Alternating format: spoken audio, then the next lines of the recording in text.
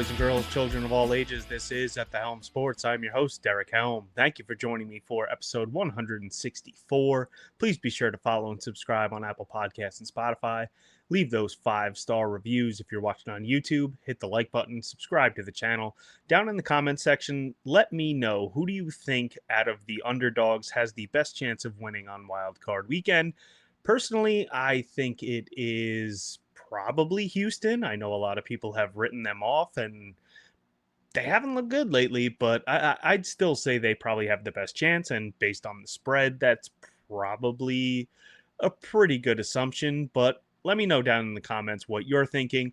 Obviously, the regular season has come to a close. It was a pretty good season for me overall, DFS wise. I think I ended up $172 profit on the year. Not anything incredible or anything to write home about, but anytime you're profitable in DFS for the year, definitely a good thing. Cash games were kind of rough in the beginning of the year, was kind of just trying to figure out what the field was going to do rather than doing my own thing, but hit basically 6 weeks in a row to finish the season. So that definitely helped a little bit. But profitable DFS season, ended the season, regular season, down. I think it was 1.4 units betting. So not crazy. Basically, just every week was just up a little bit, down a little bit. I think we can definitely get it back in the playoffs here and the season profitable, but pretty good year overall. So definitely can't complain. Obviously, we now head to the playoffs and definitely excited for this. Playoff DFS is one of my favorites. It's very similar to golf because we get 3 days basically to sweat out our lineups. A little different because obviously we can pivot and make changes based on, early results and things of that nature. But we're going to go game by game here, kind of dive into everything, and then I'll break down some of the bets that I like at the end. But we might as well get into it. We have 6 games on the slate. Definitely like what we got here. I think there's a lot of different ways we can go. But first is the Chargers at Houston. 42.5 is the total. Chargers are favored by 3. As I said, everybody has written off Houston. I do like the Chargers in this game as well. Houston has not looked great, but we see underdogs win all the time on Wild Card weekend. The fact that they are at home definitely goes a long way. I think that this could be a little bit slower paced of a game. The total kind of implies that. So I don't think from a DFS standpoint, if you're playing the full 6 game slate, that this one's going to get a ton of ownership. So could be interesting to maybe go there and target some guys in this game. Now, from the Chargers standpoint, I definitely think Herbert is in play at 6,000. He's been running a little bit more, could run a little bit in this game. Obviously, Houston can get a little bit of pressure on the quarterback. Now, Josh Palmer's already been marked out. Quentin Johnston's hurt. So Lad McConkey should get a ton of targets here. 6,800 for him, I think, is a good price if you wanted to just play him as a one-off in this game. I don't think that's a terrible idea. Now, what we see on some of these shorter slates a lot of times, and I think it could definitely be the case this week, is one of these cheap guys literally just catching a touchdown could actually make or break a week for somebody here. So DJ Chark, Darius Davis are actually in play, especially if Quentin Johnston can't go. So keep that in mind. I don't know if you want to really take a chance on one of those guys as a one-off. I'd probably pair them with Herbert if anything, but just keep an eye on the status of Quentin Johnston there. And then obviously you could pair Disley if you wanted to go with Herbert stacks. Also banged up is Dobbins. So if he doesn't go, Gus Edwards is only 4,300. Don't love him against this Houston defense. I probably like Dobbins a little bit if he's healthy and gets a clean bill of health at 6,200. But there's some pretty good running back plays on this slate. So I don't know that I'm necessarily going to be over invested in either of those two. It would probably be Herbert stacks for me on the Charger side. And then on the Houston side, it's pretty easy. Stroud has not looked good. 5,500 though on a short slate. I don't love it, but if you wanted to make a case for it, basically you just pair him with Nico Collins, and I guess you could pair him with Schultz, and that's it. So it's a simple stack. I like I said, I don't love it. That would probably more so be if I was just playing the Saturday slate and the two game to get a little bit different. But I do think Mixon is in play here, 7,200. Hasn't really looked as good lately compared to the earlier start that he had to the year, but I do still expect them to rely on him heavily here. So 7,200, I could see that price tag. People probably going up to a Henry or a Barkley instead, or going down a little bit and paying down. So Mixon should be pretty low owned, and he's gonna get a good workload here. I mean, I wouldn't be surprised. How many times have we seen, even in a bad matchup or not really looking great for long stretches, just all of a sudden he comes out and he has a 3 touchdown game. So I do think that you should definitely consider him this week, and probably a perfect bring back for Herbert stacks. So, if Mixon scores early and maybe the Chargers have to play from behind in the second half, it gets Herbert going, and then maybe even Mixon trying to run out the clock at the end scores another touchdown. So just a game script you could potentially go on there. And I do kind of like that stack and have some interest there. But as I said, the total's not great in this game at 42 and a half. I mean, you could probably even make a case to bet the under. I do think that the red zone defense for the Chargers is very good, so might thwart some of Houston's scoring opportunities. And as I said, both teams are going to play at a slow pace and probably run the ball a lot. So don't really love it from a DFS standpoint. Next, we have Pittsburgh at Baltimore. That's the late game on Saturday. Same thing here. Don't really love it. The total's not great in this one either. We have 43 and a half, so not much higher. Baltimore 9.5 point favorites at home. That seems a little bit steep. Still a in division game. Obviously, Baltimore has looked much better. We saw these teams play just a couple weeks ago, but Russell Wilson just looks terrible. This offense cannot really operate very well, especially with George Pickens the way he's been playing lately, just dropping balls left and right. So if their offense can't do anything, I don't see them being able to keep up with Baltimore whatsoever here. But I could see this being a little bit lower scoring game.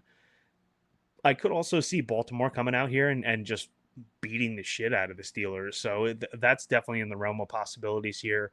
I will say, if you wanted to play Pickens, 6,300, not a terrible price for him. Nobody's going to want to play him after the past couple weeks and how he looked, especially last week. Just didn't even look interested at all. So probably a risky play, but I do think he's going to come with low ownership this week. I would prefer Jalen Warren, 5,200 out of the two Steelers running backs. You can make a case for Najee. I do think he has some touchdown equity, but I'd prefer Warren and the pass catching and just a little bit more of a big play upside. Fryermuth is fine at 4,400, but I do think we have some better plays at tight end on the slate. Lamar 8K, obviously every week he's in play. He just gets it done with his legs.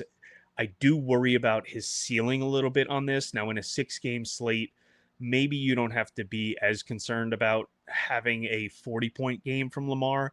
But when you have Josh Allen, Jalen Hurts, and just the big boys here at quarterback, maybe it's a little worrisome that Zay Flowers is out, because I do think for Lamar to get there, he can definitely get there with his legs. But usually when we see those huge games, it's pretty good production on the ground, but then he's also getting there through the air, throwing 2 touchdowns, throwing 250 yards. So I think just the passing game is capped a little bit for him. So I do think Bateman will be popular. The fact that he's only 5K, there's not a ton of standout value on this slate. So Bateman at 5K is definitely in play here. Aguilar, we've seen in the past just randomly have 60 yards and a touchdown. So he's only 3,400. With no Flowers, you could definitely make a case for it there.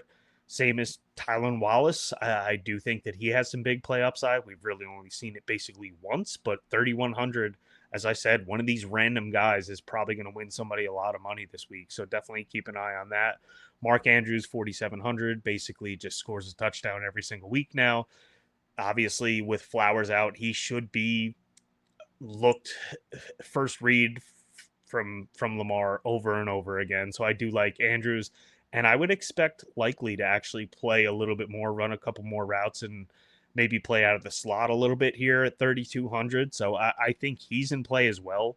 I think if you're playing very large field contest, a way to get really crazy is actually pair Lamar with Andrews and Likely. Now, I don't know that you get a huge high end upside from that, but I could definitely see both of them having good games and not really cannibalizing each other as much as they would on a regular week without Flowers there. So I do like Lamar a little bit from that standpoint, and I do think it's pretty easy to know who to pair him with. And if you wanted to get crazy, you can go with an Aguilar or a Wallace. Derrick Henry, I mean, huge favorites at home. Obviously, he's going to be relied upon probably to run this game out 8,200. He's a monster. So you play him every single week. And obviously, you can make a case here if you wanted to just play the Baltimore defense and Henry, and that's your exposure to this game. I think that makes a ton of sense as well. Moving to Sunday, Denver at Buffalo. This game's pretty interesting. It's got a little bit higher of a total, 46.5. Buffalo is heavy favorites, 8.5 at home. One thing that we don't really have to worry about too much here is weather. I mean, Baltimore might actually be a little bit colder than Buffalo this week, which is kind of crazy, but no snow in Buffalo. We're not looking at a lot of rain across any of these games, so that's definitely good. I do like Bo Nix here, 6,300. I don't think I'll be alone in that. He's obviously running quite a bit over the past couple weeks. I looked at his rushing prop. 24.5 isn't bad. I do think that he could get there. And obviously, a rookie in his first playoff game probably looks to take off quite a bit here. So I don't hate it. He's gone over that number in 3 straight games, or 3 of his last 4, I think. So I do like Nix from a rushing standpoint, and then obviously he's been getting it done in the passing game as well. Earlier, we didn't know at all who to pair him with, but obviously Sutton 6,600, Vele's been involved at 4,100, and Marvin Mims 5,100. I think is now a staple of this offense. Has obviously showed the big play upside, so I'll be playing quite a bit of him as a one-off, and with Bo Nix, I'll play him as a bring back to Allen stacks. So definitely like those guys in order. It would probably be Mims, Sutton, Vele, but I think you could definitely do the double stack with Nix, staying away from the backfield here. They're just, you never know who it's going to be. Obviously, one of them could fall in for a touchdown or maybe even 2, but I really don't want to take my chances with that. Maybe in the Sunday only slate I will, or obviously some showdown, then you have to play those guys. Love Josh Allen this week, 8,200. It's just, I mean, we saw it, the MVP caliber play and just him carrying the team on his back. Denver has a good defense. I do think that Denver can keep up it here. Obviously, we saw those games, the shootouts with the Lions and the Rams with Buffalo. So I think Knicks can do enough to score a lot of points against this Buffalo defense, and I think it pushes Allen. So I love Josh Allen. He will easily be my highest owned quarterback this week. James Cook is in play. 6,700 is actually a great price for what he's been offering. Has touchdown equity, has some upside. It's really funny that at the beginning of the year, the question was, is he going to get the red zone work? Is he going to get the touchdowns? If he scores 4 touchdowns this year, he's an incredible play. And then the guy goes out and scores double-digit touchdowns. So 6,700, I think, is way too cheap for him. Great play on this slate. I think he's the perfect bring back for Knicks stacks, and probably will be pretty popular as a bring back in Knicks stacks. As far as the wide receivers goes, obviously Khalil Shakir is definitely in play here. 5,300, a good price for him. Keon Coleman only 4,600. I do think that you can make a case for Cooper here in the playoffs. I mean, they traded for him. He's a veteran. I know he hasn't been good. I know he's been banged up, but probably going to be very low owned. So if Allen is incredibly popular this week, you can definitely make a case to pair him with Cooper. I don't love Kincaid. 4K is an okay price for him. The guy just has not been good at all. So for me, it would probably be Shakir, Coleman, and then Cooper. But I do have some interest in Cooper this week. And as I said, Allen going to be my highest owned by far. Next, we have Green Bay at Philly. This one I could see, especially on the Sunday only slate, kind of going overlooked here. And it could be to people's detriment. 45.5, so not much lower of a total than what we've seen from Denver and Buffalo. 4.5 point favorites are the Eagles at home. Now, Jalen Hurts, obviously, coming off the concussion, so maybe he's a little bit rusty, and that's the narrative that people are going to tell themselves. But the guy can be the quarterback one on any given slate, and then now we're talking about only 6 games. So I think that he is absolutely in play here. 7,300, you get a big discount from Allen and from Lamar, and he could easily outscore those guys on any given week. So I definitely have some interest in Hurts this week. Jordan Love scares me a little bit, 5,800, but for that reason, it probably scares a lot of people. Dealing with a bruised elbow, but seems like he's fine. I worry just. I could see the Eagles coming out here and just stomping Green Bay.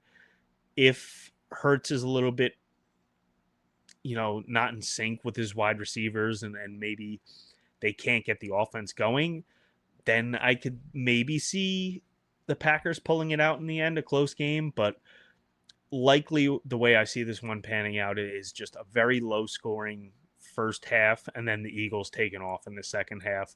For that reason, I do think that the Packers wide receivers are definitely in play here, probably playing catch up in the second half. With no Watson, it's one of the main reasons why I don't love this Packers offense. They just haven't looked as explosive, as good when Watson isn't there. So it's not even that Watson is great. He just helps take the top off the defense, the threat of the big play. We used to see that from Jaden Reed, but now it's just he's not really getting it done here. Maybe that makes him a good play because nobody's really going to want to rely on him, but 5,500 for him, I think he's in play. Dobbs is just consistent, 5,400. Wicks, I do think, will be the preferred if people are just bringing back hurt stacks or just want to get a skinny stack of maybe Barkley and Wicks just because he's so cheap, 4,500. As I said, not a ton of value on the slate. So you get a cheap wide receiver that's going to be heavily involved. I do think that he's a fine play, but if he's ridiculously highly owned, I might look to fade him. And Jaden Reed might be interesting if Wicks does get a high ownership here at 5,500. And then Jacobs, obviously, they want to run the ball. They're going to try and run the ball. The Eagles' defense is very good, especially against the run. So don't love Jacobs at 7,700, and I think that elevated price tag probably keeps his ownership down. So he could be a very good leverage play here. I mean, we've seen him score multiple touchdowns numerous times this year, so it could be a good play there. And especially on the Sunday only slate, I kind of like it as a pivot, maybe off of a Barkley. But Barkley 8,500, extremely expensive. But I mean, what can you say about the guy? 2,000 yards this year. Obviously, he can drop 150 and 2 touchdowns in any game. So I think even if you wanted to go with a Barkley and bring it back with a Jaden Reed, that might be a little bit more different than the skinny stack of just Wicks and Barkley. But if you wanted your exposure just to be Barkley to this game, I think that's fine as well. You could pair him with the Eagles defense, and that's fine. But going back to Jalen Hurts, I do have some interest there. And if nobody's going to go there, I don't think anybody's going to play A.J. Brown either. 7,500 is expensive for him. We can see him destroy any slate as well. So Hurts to A.J. Brown definitely has my interest peak this week. And Devontae Smith has been great, 5,700, way too cheap for him. So I think that's one of the reasons why A.J. Brown probably goes a little bit overlooked this week is Devontae Smith is almost $2,000 cheaper than him and has looked really good lately. So I do have some interest in Smith as well, but I do think A.J. Brown could be a huge leverage piece. And a guy that can break any slate. So anytime he's going overlooked, I think it's definitely worth a look. Goddard's probably a good play as well at 3,900. So we don't really see a ton of ceiling passing games from Hurts. It's usually a little bit of the rushing, scoring a touchdown from the 1 yard line. Maybe he'll throw 2 touchdowns, but Goddard at 3,900 to fill out your tight end position, I think is fine. And actually, he should be involved quite a bit here. So I like him as a tight end play. And even if you wanted to use him as your one off from this game and just fill out that 1Z position, I think that's fine as well. Next is probably the most popular game of the weekend. We have Washington at Tampa Bay. Now, this one has the highest total of the weekend, 50.5. Tampa Bay 3-point favorites at home.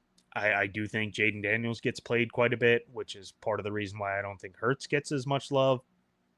But Daniels 7,500 against this Tampa Bay secondary definitely could get there. Obviously, he can get there with his legs as well. So do like him. Pretty easy. You pair him with McLaurin, pair him with Zacchaeus, who actually has looked pretty good and been involved lately. 4,400 for him, I think, is a good price. I mean, a very cheap price. So I could see him and Wicks being the two pay down options at wide receiver this week, but definitely make a case for it with Daniels and those guys. And then Ertz is obviously in play as well at 4,300. The fact that he is a little bit more expensive than a Goddard and some of these other guys, I don't think it really matters too much. I still see him getting pretty popular, especially with how popular this game is going to be and how popular Daniels is going to be. But he is a good play. He's heavily involved. If he scores touchdowns with the volume that he gets, it's definitely a great play. And then Baker Mayfield. I mean, what can you say about this guy? He has just basically put this team on his back and just it's almost like a Josh Allen light, and he's almost running like a Josh Allen lately. So gotta love Baker. 6,800. Obviously very easy to know who to pair him with. It's Mike Evans, it's Jalen McMillan only 5,200, Evans 7,900. Very, very simple there. This Washington defense isn't anything you need to be terrified about. So those are easy stacks. You can bring it back with a McLaurin or Zacchaeus or even an Ertz. I don't love Brian Robinson, but does have some touchdown equity, so I think that's fine. But I actually like Eckler quite a bit as a bring back for Tampa stacks, because if Tampa's going to get there, if you're going to get there with Baker double stacks, or even if you wanted to go with a Baker and a Bucky and an Evans, I think that's fine. So if Tampa really gets rolling here, Washington's going to have to play catch up. And I think Eckler is a great play here at 4,800. I think they're going to use him quite a bit in the receiving game and maybe use short little dump offs to him as their running game here, because Tampa obviously is better defending the run than they are the pass. So I like Eckler quite a bit at 4,800. As I said, Bucky Irving definitely in play every week, 7,000. I think it's a fair price for him, probably the highest owned running back on the slate just because of his upside, his usage, and he's got that combination of the ceiling and the safety at a fair price. So I think that's fine. Rachaad White, 5K. I don't like the guy. I never have, but on a 6-game slate, especially if Bucky's going to be the highest owned, I mean, we've seen this guy continually just get there despite being inefficient and then score touchdowns. Excuse me. So at only 5K, I think it's fine if you want to make a case for him there to get different, especially on the Sunday only slate, or if you're playing some showdown, it definitely makes some sense as well. The last game we have is the Vikings and the Rams. Now, obviously, with everything going on in LA, this game has been moved to Arizona. So throws a wrinkle in things. 47.5 total. Minnesota 1.5 point favorites. I bet Minnesota -1. That was this afternoon, Thursday afternoon, prior to the news that the game was being moved to Arizona. I looked right before hopping on. It doesn't look like the line has moved. But now that they're at a neutral site, I could see people really kind of piling on to the Vikings here and that line moving. So I don't know. I don't love the Rams in this game, but I do like their ability from a fantasy standpoint to score points because I do think the Vikings are susceptible, obviously, to big plays. They can be picked apart in the passing game, and then I mean, look at what Gibbs did. Now, granted, it's Gibbs. Not everybody can do that, but Kyron Williams is a pretty good running back in his own right. So I do think there's plenty of ways that the Rams could score here. I think this is a game that you do want some pieces of. 47.5 is second highest total on the slate. So Darnold stacks are definitely in play. 6,500 is a great price for him. Aaron Jones is banged up, 6K. If he can't go, Cam Akers is actually in play at 4,800. And actually, he's going to be involved regardless. So if you wanted to play him, probably a thin play just with how good of running backs there are on the slate. But you can make a case for it and hope that he scores a touchdown, maybe gets a couple catches. But Aaron Jones probably goes overlooked here. Just the fact that it's a late game, has a Q tag next to him.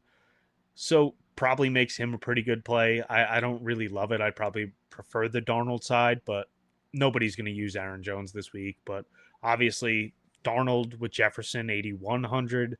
Addison, 6,100. Naylor, as I said, cheap wide receivers on the slate. You can definitely make a case to go there, and he could score a touchdown. I would only do it in Darnold stacks. And then Hawkinson at 4,200. So there's plenty to like here as far as creating Darnold stacks. I actually like Jefferson quite a bit just as a one-off. I do think that if people are playing a one-off of this game, it's probably Addison just because he's $2,000 cheaper and has been, maybe not as good as Jefferson, but from a DraftKings scoring standpoint, has outscored him in a couple games. So I think a lot of people would probably make a case there if they're stacking up the Ram side or if they just want a one-off piece of the Viking side. I think a lot of people probably will go to Addison and then use that money to pay up a quarterback or for a Barkley or a Derrick Henry. Stafford's in play here, 5,700. It's Goff didn't really get there last week, but he didn't have to because Gibbs just kept scoring at will. So I think you can make a case for Stafford here, and I don't think anybody else is going to make a case for him or want to play him. So you can definitely play him, pair him with Puka. You could pair him with Cup. I know Cup hasn't been great lately, but 6,400 I think is fine for him. Probably gets you low ownership, but Demarcus Robinson also in play for me, 4,200. I don't want to chase a Tutu Atwell, Tyler Johnson, Whittington. It would just be one of those three for me. 4,200 for Robinson, though. We've seen him score 2 touchdowns in a game. He could be one of those cheap options that pay off here. So I don't think that you necessarily have to play him either in a Stafford stack. If you wanted to say that this is the game that goes off and just overstack it and go Darnold, go Justin Jefferson and Hawkinson, I think you can make a case to bring it back with a Puka and a Demarcus Robinson here because Robinson is cheap enough that if this game goes off, I definitely think that all those guys could pay off. So just a couple things to consider there. It's expensive, but I think a skinny stack that could absolutely pay off at their prices are Puka and bring it back with Justin Jefferson, and that's your exposure to this game. And it's potentially all the scoring goes through those two guys. So I do like that. And as I said, I have some interest in Kyron Williams, 7,400. I don't know if he's my favorite on the slate, but obviously has some upside after what we saw last week with the Vikings kind of getting not destroyed, but lately that they haven't been the juggernaut defending the run that they were earlier in the year. So I'm not terrified to play Kyron here at the elevated price tag.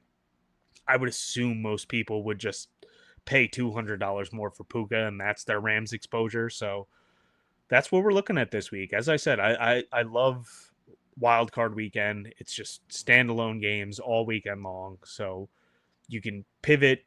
Obviously, if you get down early, you can try and get off of some chalk late and try and increase your chances of at least cashing. But there's a lot of ways to go this week, and as I said, my favorite plays on the slate probably, I think AJ Brown is going to be an interesting pivot.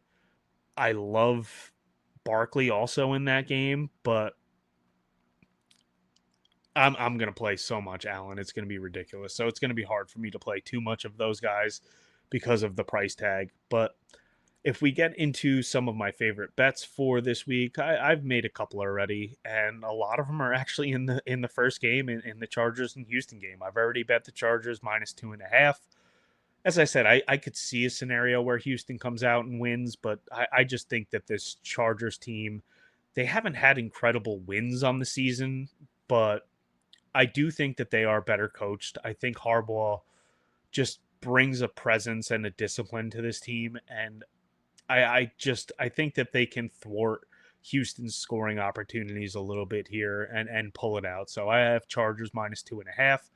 As I said, I think that the red zone defense of the Chargers is good. So I think it forces field goal opportunities for Houston. So I have Kai Fairbairn over 1.5 field goals. I think that was like -134 or something like that. So I'm willing to eat the juice on that. He kicks 2 field goals basically every game. And I think in this one in a dome at home, he'll definitely get over that number pretty easily.